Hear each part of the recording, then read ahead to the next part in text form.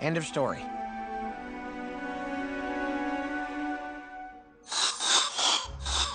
End of story, eh? Way to go, Hiccup. Note the disclaimer.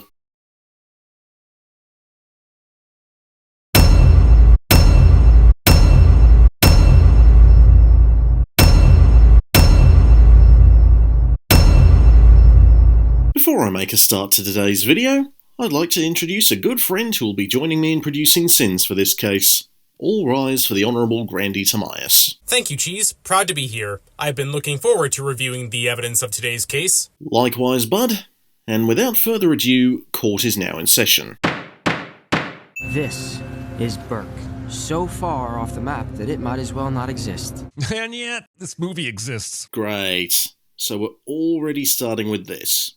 A little quicker than when Grandy Tomias and Vader covered the live-action Lilo and Stitch, but still, here we are. And considering this one actually got better reviews than Snow White, it really speaks volumes about how well live-action movies can perform nowadays. Also narration. Back into the fray. Live to sin, narration sins another day.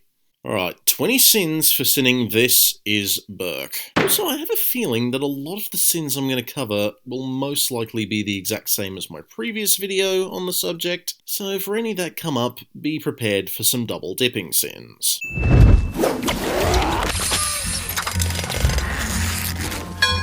The fake sheep is attached to a bell that is gently tickled by the speeding dragon instead of the entire bell and its housing being violently ripped out of the ground. Such a worthy change from the original movie. I mean, hey, gotta find a way to keep it fresh. And there's more of these changes throughout the film.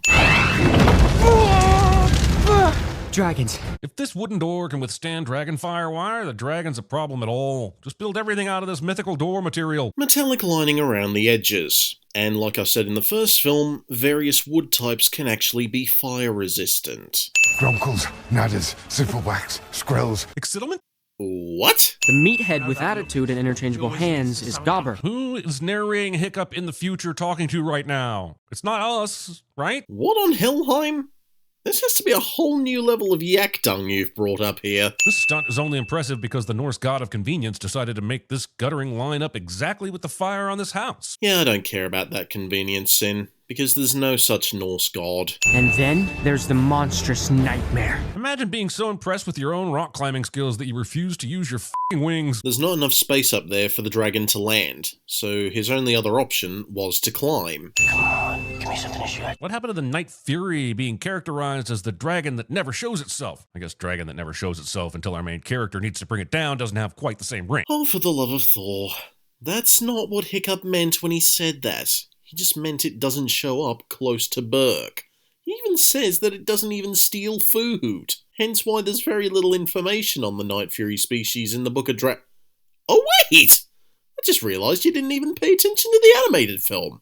And now that same pattern is following us here. Why has Hiccup designed his cannon in a way that means he has to awkwardly reach across himself to grab one lever, pull it back, and then pull a second lever before firing happens? Like it matters. I mean, for one, it still worked, and for another, there's still got to be some differences between this and the animated fare, even if it's the exact same film. You're alright. Let's see what else you're made of. At first glance, I'd have to say a few thousand pounds of muscle, razor-sharp claws, and a set of f***you teeth, none of which appear to be usable. That would be a hell of a lot funnier if A, the movie didn't show the monstrous nightmare trying to bite Stoic, and B, you didn't show that particular scene yourself.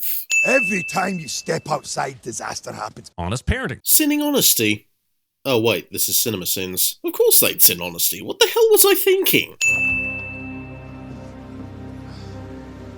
Chief told Hiccup to, Get back to the house. with an emphasis for Gobber to, Make sure he stays there. so you'd think Gobber will be getting into some sort of trouble for walking away from the house within a second or so of the door closing behind Hiccup. But no, it's no big deal. Chief's words mean nothing and we carry on. Tra-la-la. Where are you getting that from?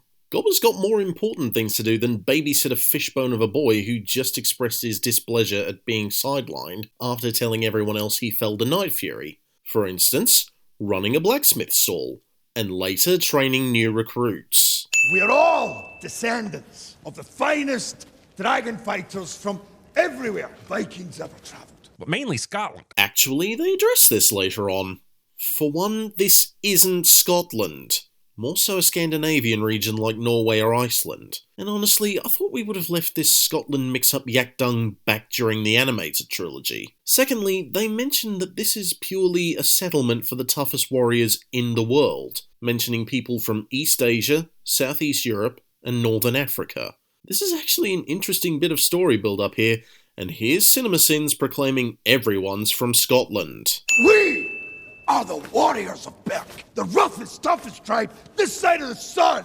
That's a weird way to say the thing I think he means, unless he's aware of space Vikings inhabiting other planets that I've missed. Ah, so that's how you managed to cram an extra 10 minutes into this video as opposed to the first time around. To invent more problems out of thin air! And while I'm on the subject of bizarre choices for a redo of a Sins video, let's talk thumbnails, Jeremy. What in the name of Odin were you thinking using this unflattering image of Toothless charging up a plasma ball at Stoic? You could have at least done something like Vader did for his video, or something like mine, but now you had to give us nightmare fuel. Recha, your people came from the Far East. Gretchen doesn't get a cool story about battle? Just from a location is all she needs? Oof, that seems descriptionist. Like you could talk.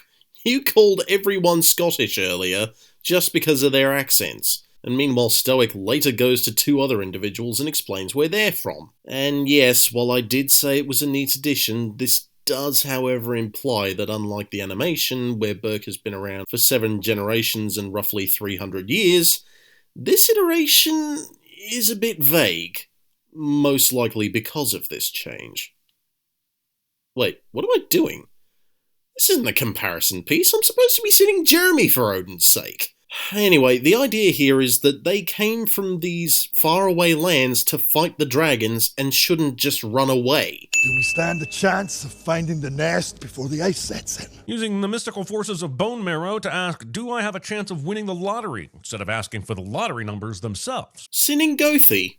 That's worth a few extra. He's got a mind of his own. Gets that from his mother. Look what happened to her. Negligent father blames dead mom for estranged kid cliche. Jeremy invents a cliche that he'll only ever use for this one-time cliche. How can I lose an entire dragon? Possibly because it would be almost impossible to tell where it landed unless you knew exactly how big it is. Could have been a giant dragon really far away, or a tiny dragon very close. Not to mention the fact that maybe your genius invention didn't prevent it from landing, biting its way free, and then flying away again. Mate, the legs and wings were tied up in those bowlers, and Vikings have been using them for hundreds of years up to then. Also, if you were really paying attention, the branch that whacks Hiccup in the face doesn't disappear!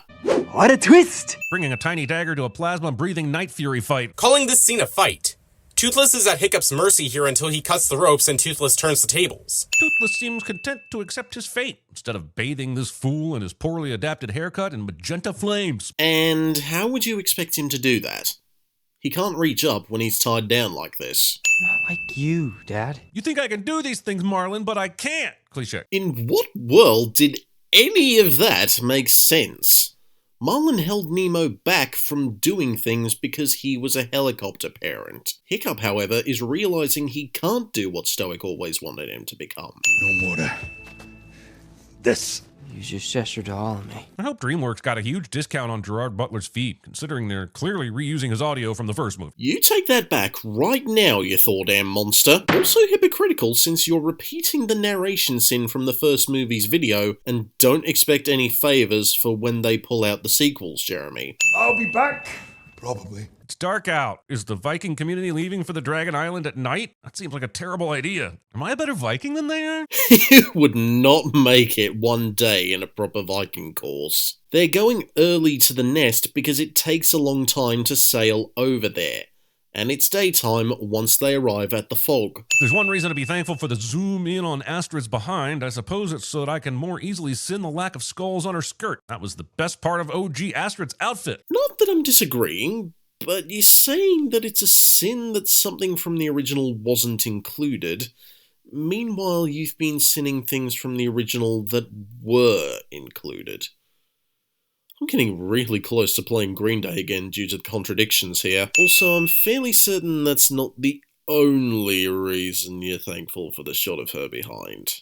And that's just gross, Jeremy. I'm just excited to see some real, live dragons up close. Was the up close part of the village attack not enough? He was on fire patrol, not up amongst the battle like the rest of the adults in the village. You're skinny, you're weak, and make you less of a target. Or they'll see you as an easy target and a quick meal. But since Gobber steps in before anyone is in real danger, it doesn't really matter one way or another. First off, suggesting Hiccup would be an easy target when there's literally a hog of a boy standing right there. Sorry, fish legs. Secondly, this is practice and not real combat, since if they just jammed everyone in there with no experience, they'd be dead in the field faster than a sheep being gobbled up by a whispering death. The deadly nada.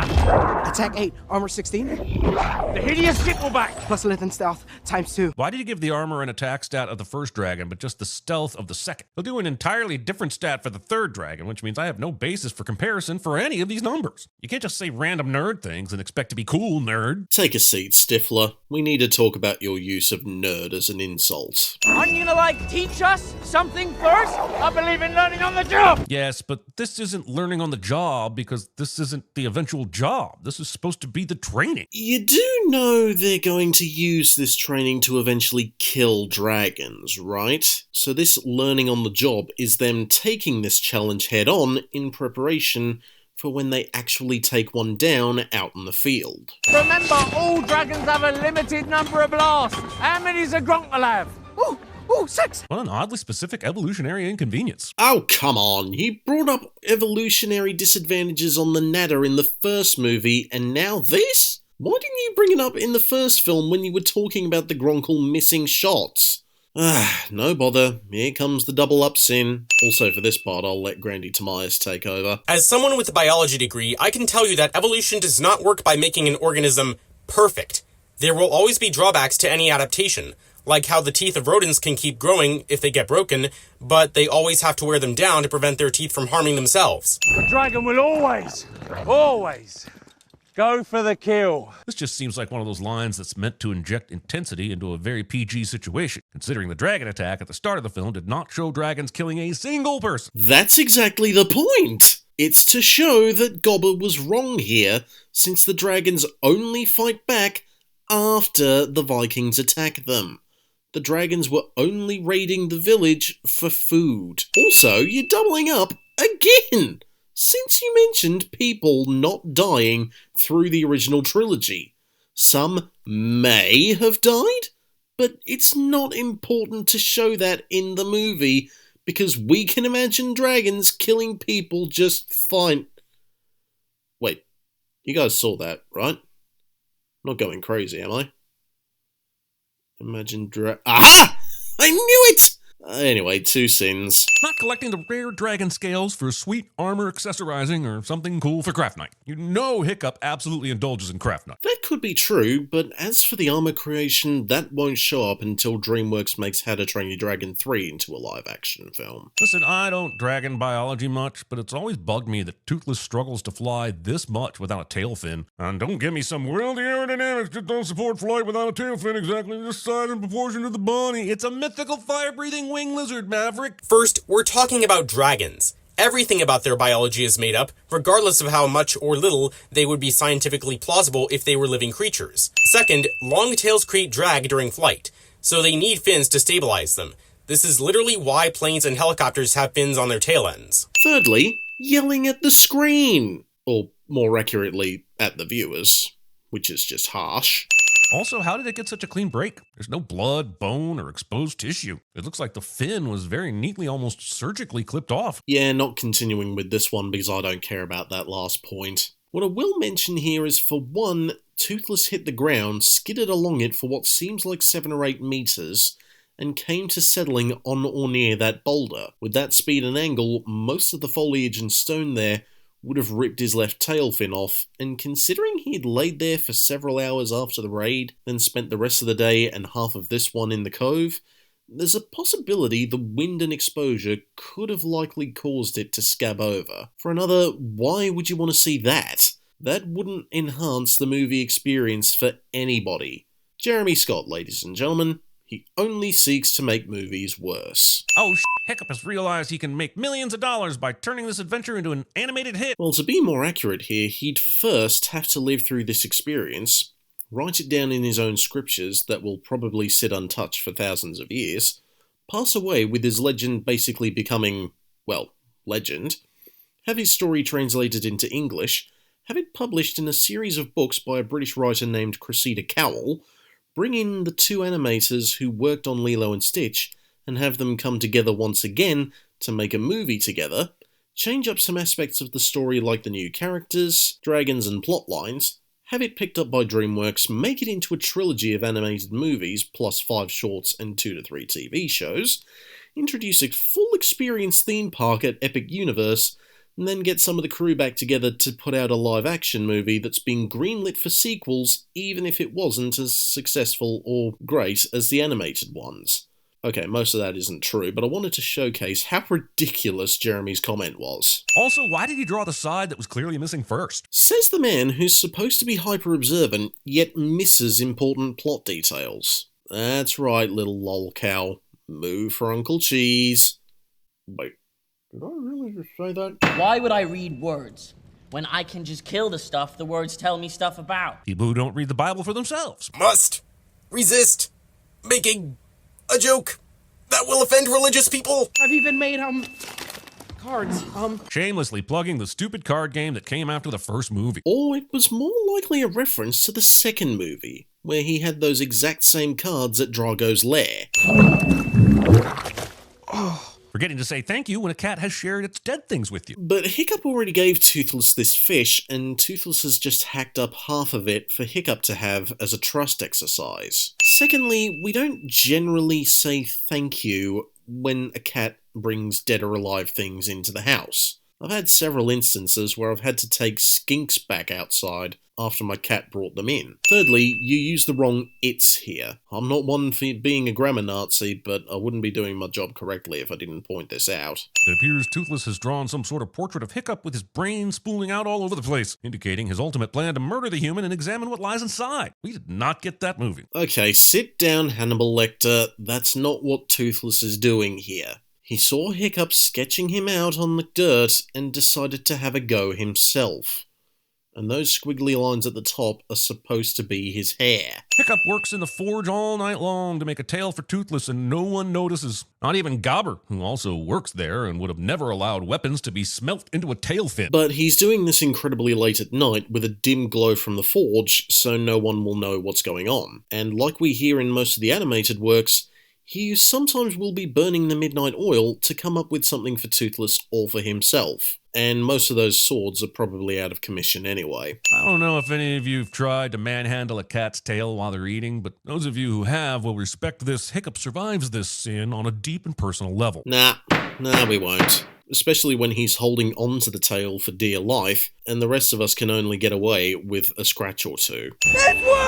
Right, but how is little wimpy Hiccup able to use the weakest part of the arm to hold out the tail bit with all that wind resistance while hanging on to the rest of the dragon for dear life? Let me just remind you, Jeremy, that this is a movie with dragons that model different animal characteristics instead of just embodying the traditional European or Asian descriptions. This isn't our reality. One head breathes gas, and the other head lights it. Your job is to know which is which. Because it is physically impossible to just wet both of the heads and sort it out later. The heads of the hideous Zippleback can act independently and aren't always going to align themselves in a way where they can both be doused in water at the same time. In a situation like this, where the gas limits the Vikings' visibility, not knowing which head ignites the gas could get them killed. Hey! It's us, geniuses! This is at least 50% on the geniuses who designed the Viking helmets to look like dragon heads. Astrid isn't wearing a helmet though, and in this gas, they're just as blind as you looking for inconsistencies in movies. Now, think about what you've done. No one watching this surprising turn of events with rapt attention notices a massive eel being tossed into their pen and questions what that was about. Like I said in the previous one, no one would have figured out that dragons are afraid of eels. For all they know, Hiccup just forced and scared the Zippleback back into its pen. I'm gonna die! Unkeepable promises. Sweet baby Thor in a thunderstorm, why do you so desperately want for Hiccup to be dead? If that happens, none of the rest of the sequels would happen. Is that really what you want? I'd love to explain, it's just I left my axe back in the ring. Why keep this newfound knowledge a secret? Not like he could become even more of an embarrassment. He could make up how the dragon training ideas come to him and be just as much of an outcast. That might have something to do with the fact that he doesn't want to lead them to Toothless. Because if they find out, they'll try to kill the Night Fury, Hiccup's ruse will be uncovered, Stoic will disown him, and he'll probably be cast out of the island. Hiccup is now assuming that because Toothless doesn't like eels, the other dragons won't either, and because Toothless doesn't like flower fluff, the others won't. It ends up working, but this means that the dragons share all of these traits as a species, despite their variations, which is really stupid and lazy storytelling. The dragons are not all one species, but if they are products of evolution by natural selection, their shared weaknesses suggest they descended from a common ancestor that also had those weaknesses. Take the rodent teeth example I mentioned earlier. What exactly was that? Okay, see, I'd love to explain. There are actually plenty of ways Hiccup could explain this. He could simply say, I have terrible allergies, and I wondered if dragons did too. Instead, he acts like the only option is to admit he has a pet dragon or run away looking suspicious as You're double dipping again. Everyone is so relieved. Good riddance to old Hiccup. The village is relieved that Hiccup is finally worth something now that he can manage some dragon shit. Forget that most of the villagers are headed to the docks to find out if their loved ones survived the horrible trip to their foggy deaths at the hands of the chief. That doesn't matter when the kid may finally have conformed to their Viking cult. Woo! Mate, it's big news! Hiccup the village pariah has now become a dragon fighting expert, all while Stoic was failing to find the nest. And besides, it doesn't look like anyone died in that voyage. This entire flight scene is gorgeous and wild and two become one and all that glorious shit. But it's also boring and totally expected. Not just because it's literally been done before by this exact franchise, but because there's no real tension. They wouldn't kill the two main characters with a splat to their deaths at the halfway point of the movie. The halfway point? We have another hour? Why? Boring? Expected? No tension? They wouldn't kill the two main characters even though you were wishing for Hiccup's death? Okay, now you've really pissed me off. This scene is essentially the best in both this movie and the animated one. Cressida Cowell, the original author for the books, has even praised this flight scene as being better than Avatar, and yet here you are saying this is boring. I think this is probably the angriest I've ever gotten at him. Also, Jeremy sends something he likes cliche. Guess I won't be needing this anymore. Oh, come on! This was one of the reasons why this sequence is awesome. Hiccup realised he was relying too much on the cheat sheet and tossed it away to go on intuition so he can avoid crashing. Also, not removing a sin for this. You had another chance, and you still didn't do it. Just how long did you think you could hide it from me? Let's talk about that dragon. Stoic is, of course, talking about how well Hiccup has done in trials, but decides to only talk about one dragon and masks it in anger to make it seem like he knows about Toothless. It's dumb and contrived, and I want movies to stop pretending these fake-outs inspire anything other than a huge eye roll. Subverting expectations, Jeremy. Ever heard of that? Your mother would have wanted you to have it.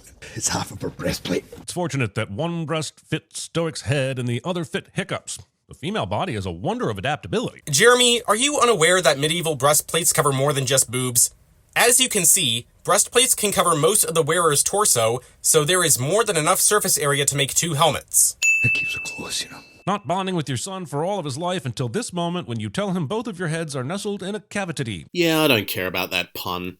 But didn't you Sin the Hidden World? That has 2 scenes of Stoic bonding with his son in flashbacks, and 2 deleted scenes of them playing a game and taking care of a little bird. So we can assume, with accuracy, that a similar thing went down here. I refuse to believe that Astrid would arrive at the secret spot and not spot even a hiding Toothless. Hiccup should be coming upon a murder scene and Astrid covered in dragon blood. She was waiting for Hiccup to arrive so she could get answers from him. As for Toothless, he was in a cave and making great strides to not make himself known. So why in the name of almighty Odin do you want Hiccup to see a massive bloodbath right in the middle of the cove? I feel like if Astrid had decided to stick to the thick forest back here, like the badass dragon fighter she claims to be, Toothless wouldn't have been able to pick her up. But why would she do that when her objective is to return to Burke and inform the chief of Toothless? I mean, Hiccup even called out, "We're dead," as she ran off. Although it could... I'm gonna let you finish, but you totally missed the real sin here that the special effect looks shoddy, and you can tell the actress is being held up by wires in front of a green screen. And what's really bizarre is that while Jeremy didn't do that here, he did do it for the live-action Lilo and Stitch with Nani scratching the air. Weird. Anyway, carry on. Although it could, the movie decides to show no facts about how Toothless's claws are able to hold on to Astrid, even though she has nothing on her back to hold on to. Maybe a claw got under her tunic from the collar? Or maybe he's hanging on from her shoulder pads? This is attempted murder, right? Just flinging someone onto the steep rocks over a fall to their certain death, right? We, in the business of law, call that coercion. I'm not listening to anything you have to say. Then I won't speak. Just let us show you. What are you going to show her, Hiccup? Something shimmering or sparkling, perhaps? Are you going to open her eyes? Will you go over sideways or perhaps under? Will you take her wonder by wonder? Jeremy, Aladdin called. He and Jasmine want their song back. I'm glad you didn't sing it, but you still opened yourself up to more sins than if you did sing it. We worked out a whole system, remember? A whole system that has apparently been superseded by the plot's need for Toothless to be in charge of a wild flight. Should it matter that up until now, Hiccup had to manage shifting the tail direction so Toothless could fly this way or that? Nope, not at all. That was earlier. Now it's better if Toothless has some autonomy. Hiccup's idea here is to show Astrid that there's more to a dragon than raiding the village. But Toothless just witnessed his best friend being beaten up and the attackers trying to shove an axe into his face. So he's just giving Astrid a scare in order to force an apology out of her, despite Hiccup's objections. No, not the right time for that graphic.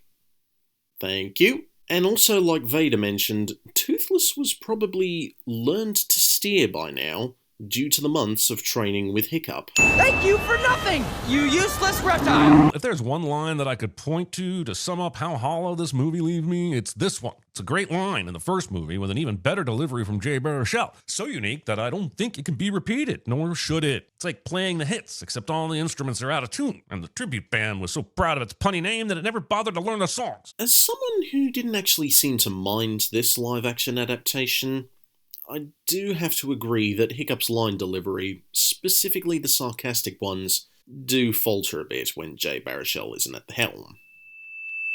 However, that's not a mark of how hollow the film is overall. That's just another patented Jeremy opinion piece. I, for one, love that they stayed as faithful to the original film as they could, even if some people prefer they make a book-accurate film. I mean, for crying out loud, Gerard Butler is back as Stoic, Dean DeBlois is back in the director's chair, John Powell is doing the score again and beefed it up to a higher magnitude, the story and core are the exact same. What more could you want? You gonna take everyone on for a magical ride? Are you, Hiccup? Are you gonna take him soaring, tumbling, and freewheeling through an endless diamond sky? Seriously? It wasn't funny the first time, and now look what it's become. Obnoxious. We botched our escape plan, so I'm gonna need a minute. I mean, he could drop her off and fly off anyway. It's not like he has anything to lose at this point. And bonus, no sequels. He could.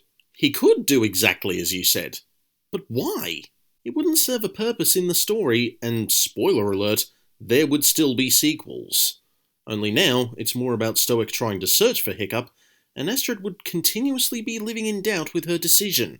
No one would want to watch that. Why did Toothless bring them here? He seemed to follow some compulsion, but now it just seems for purely expositional purposes. No, dumbass, that was the answer. Why add in that bit at the end? They're the workers, and that's their queen. They're alpha. It controls them. This is why we never hear about the Viking David Attenborough. What's the point when kids like Astrid have an entire species locked down after a 30-second observation? Because unlike Jeremy Scott, Astrid Hofferson here was paying attention. Okay, sir, that's the second time you've invaded these videos. Can you please just rest up a little? You're no spring chicken anymore. You have something I don't. So, I'm going to stand by you. Astrid goes from determined dragon slaying, I'm gonna be the chief someday badass, to stand by your man because he can ride a dragon real fucking quick. It couldn't possibly have something to do with the fact that Hiccup shifted her perspective on this whole dragon conflict, making her realize continuous war isn't going to fix everything. Could it?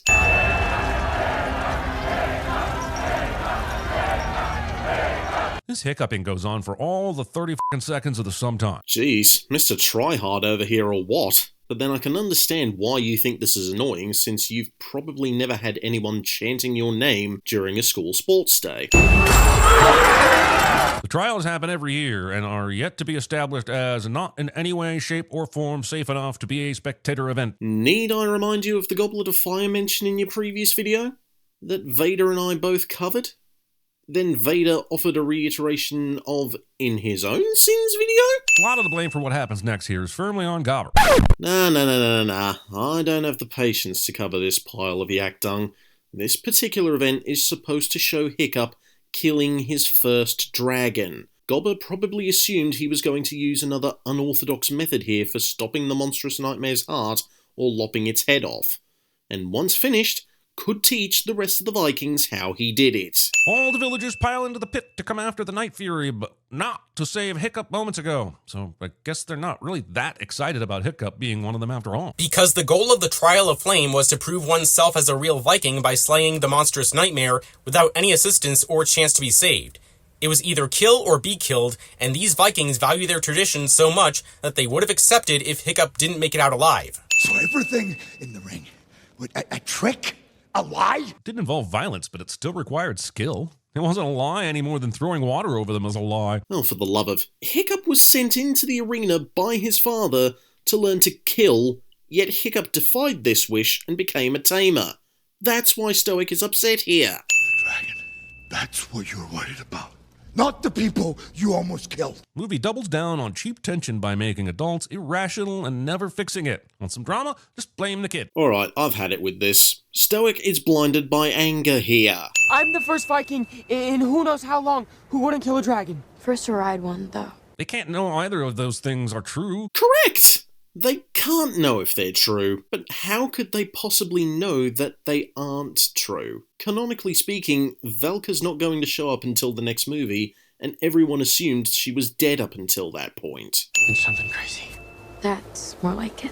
And then they walk all the way back home at a thoughtful distance without talking, so that Astrid is just as surprised about the plan as the rest of the teens, because why talk while you walk? He probably asked her to round up the rest of the group so that Hiccup can explain his plan to everyone. I can't pull this off without you guys. He can't? And you all have something special to offer. They do? Oh, don't play that blissfully unaware act. I mean, you saw the movie's climax, right? The twins tried to check if it had a shot limit, and Fishlegs and Snotlout made noises in the blind spot, so that Astrid and Hiccup could find Toothless without being shot at. That's where that went. This means that one of their ships did find the nest. They just never made it back to tell the story. So if there's a ship that never returned, wouldn't that be a good place to keep searching for the nest? Or were they like, well, Steve and his crew never returned. I assume they got sick of Viking life and decided to be pirates forever. No need to follow up on what happened to them. How is it this hard to misread Gobber's reaction here? The Vikings didn't know what happened to the ship until just now, so it could not have been useful to knowing how close they were to the dragon's nest. I think it's strange that Hiccup's tricks work on all dragons. We must have been watching different movies then, because while yes, Hiccup spared Toothless's life, brought him food and repaired his tail fin, Hiccup also didn't antagonize, annoy or harm the other dragons in the arena. Sure, he forced the Zipple back to stay in its pen by terrorizing it with an eel, and made the Gronkle sneeze with dandelion seeds. Still don't know why they changed it to that from Dragon Nip.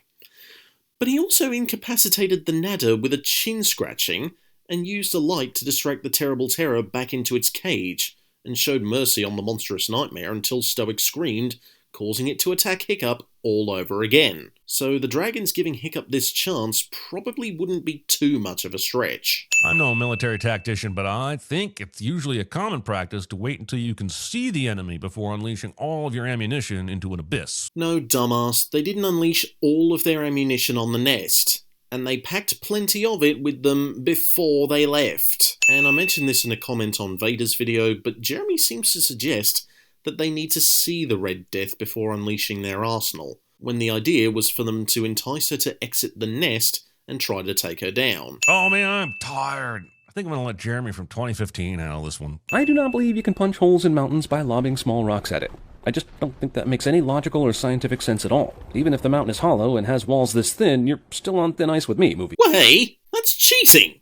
But since we're going this route, I'll let last year's cheese tackle this one. Right, so even though you acknowledge why this would make sense, you still choose to sin it because it isn't believable. You were already on thin ice with me here, but the cracks are now showing more explicitly. Also, 10 years delayed. Also, why are they even firing at the mountain? What makes them think the nest is inside the mountain? Or that they'll be able to break through? Especially when they are clearly expecting the battle to be fought out here. Alright, Jeremy, let me break it down for you. Toothless is on board one of the ships because Hiccup told Stoic only a dragon can find the island. With this knowledge, he trapped Toothless there and went off of his head movements to steer the ship towards the island, due to the signals the Red Death was sending Toothless, and once they arrived at the mountain, they heard noises coming from inside it. I'm calling absolute horseradish on the accuracy of this shot. Sinning accuracy. Also, we finally get to see just how big the dragon population is, and it's big enough that I do not see how they haven't completely eradicated the Vikings from the face of the earth. It's because, as we previously established, Drago, the dragons aren't monsters. They only kill humans if they are provoked. It's like Hiccup said earlier during his argument with Stoic. They killed hundreds of us! And we've killed thousands of them! I was only trying to protect you. In the most demeaning and self-serving way possible, but at least I tried. Sinning characterization. Seriously, is every complaint about a character not being perfect? I mean, who wants to see a film called Perfect Percy in His Perfect Life? A film where jack shit happens because everyone does everything perfectly. Who are we kidding? Of course Jeremy would want a film that alienates everyone except him from enjoying it. I can't believe that worked! This worked. Hey now, are you just repeating Tough Nuts dialogue there? That's just lazy. But not as lazy as recycling their own audio. This entire movie has been about how there is another option other than fighting when it comes to living alongside dragons. A theme that is explored in this compelling climax where dragons are forced to fight other dragons the Vikings have decided they can't live with. Yes, because Red Death is a villain. She used extortion and the threat of being eaten to force the dragons to give her food, and this in turn caused the Vikings to assume the dragons are there to fight and provoke the dragons into one. It's not saying, however, that we shouldn't kill all the dragons, but more so treat them similarly to humans, much like how some unsavory individuals like serial killers shouldn't be left alive. This fight has some very specific tactics that require Toothless to aim for specific body parts, and then ultimately chuck a blast inside the big dragon's mouth after a dive spin. When did Hiccup and Toothless form this mind meld-esque bond that allows them to both navigate this intricate battle? I might be speculating here, but it comes down to a bunch of different factors. For one, Hiccup said in the opening narration that Night Furies never miss their targets. Secondly, Gobber said during a post-training theory lesson that you need to aim for the wings and tails so that it can't get away, which is why Toothless was aiming at Red Death's wings. Thirdly, and I know this probably won't count since it was cut from the film, but it was in the animated version, so I'm going to talk about it anyway, damn it. Toothless shot a small plasma bolt into the belly of a terrible terror that tried to steal one of his fish, and Hiccup learned that they weren't fireproof on the inside. Hence why Toothless is doing this again, this time a bigger fireball into the Red Death's mouth. The real scene should be that the terrible terror scene I mentioned earlier was cut from the live-action movie. Too bad Hiccup attended the Prometheus School of Flying Away from Flamey Things. Unfortunately, you might be right here, as Toothless eventually crashes into the Red Death's tail, causing Hiccup to fall, but the prosthetic Toothless had already burnt off. There isn't anything else that they could attempt here. Hiccup will survive this, and with no explanation. I guess the flames decided to localize themselves to just 1 foot. Beard of Thor, I gave you the explanation in my first video. Dragon skin is fireproof! So Toothless wrapped Hiccup in its wings, and unfortunately left a part of him exposed. Toothless lets everyone cry, thinking Hiccup is dead, before revealing that he's clutched in his dirty dragon paws. What a dick. First off, calling Toothless a dick. That's worth a few extra. Secondly, Stoic antagonized him earlier, and he was waiting for Stoic to say sorry, so Toothless could reveal a still-living Hiccup to him. Like when he waited for Astrid to apologize for holding an axe to him and threatening his best friend, before slowing down the descent and giving her a proper gentle ride. Also, if I didn't know better, I'd say Toothless bit his foot off as payback for the wing. It's the only way the convenient symmetry makes sense. Doesn't this go against your earlier sin where you assumed that only Hiccup's foot got burned? How can you throw out two contradictory ideas and sin the movie for both? Where are the humans watching over Hiccup to be sure he's getting some water and nutrition while he's been unconscious for however long? Did they just leave it up to Toothless? Toothless can't do that shit. He can't even remove the big old rug from the floor to help Hiccup walk without tripping. Right, because if it happened off screen, it doesn't exist. Impeccable logic, Jeremy. Too bad it's flawed. Flying back here was quite an experience, let me tell you. Yep, and we once again didn't see how everyone returned home. Maybe turn the subtitles on next time you watch a film like this. Because Stoic just said that they flew back to Berk. So knowing this, why in the holy name of Odin do we need to see it? You want to take first spin? Turning Toothless into a cat puppy horse thing. Which is pretty much how he was in the first movie, so how is it the remake's fault? I refuse to believe none of these kids would have fallen to their deaths by now. She's upside down, with nothing but centrifugal force on her side. She's also on a saddle, lashed by rope, which is right there on Stormfly's neck. That's it, Jeremy. This is non-negotiable now. You need to get an optometrist appointment. The only upsides are the pets. Pets? Yes. The dragons are now their pets. What's so hard to understand about that? You also described Toothless as a pet earlier, so more contradictions. Also, I know he technically covered only a small bit of the ending narration, but still, he's sending This Is Berk again. Cheating? Maybe. But he did it earlier, so no mercy. This copy and paste act of creative futility made over 630 million worldwide. I beg your finest Thordam pardon? This film was up there in popularity and enjoyment as K-pop Demon Hunters, the live-action Lilo and Stitch, Predator Badlands, Zootopia 2, and the recently covered on my channel, Final Destination Bloodlines. Where was this sin count padding for Snow White, or a Minecraft movie, or Jurassic World Rebirth? And shouldn't this be more so of an audience sin instead of the movie? Well, since you added so many sins, I'll do the same exact thing just to be fair. Oh, and I'll also add on the total from the first video just to make it a little bit more interesting. I would have thought a near-exact remake would have given Jeremy an opportunity to learn from his mistakes. This is just depressing. Same here, mate. But thanks for coming along. No problem. Thanks for having me. This is brilliant, but I like this. And with that, court is adjourned. Be sure to leave any more suggestions for CinemaSins sins down below, and I will see you all in the next video.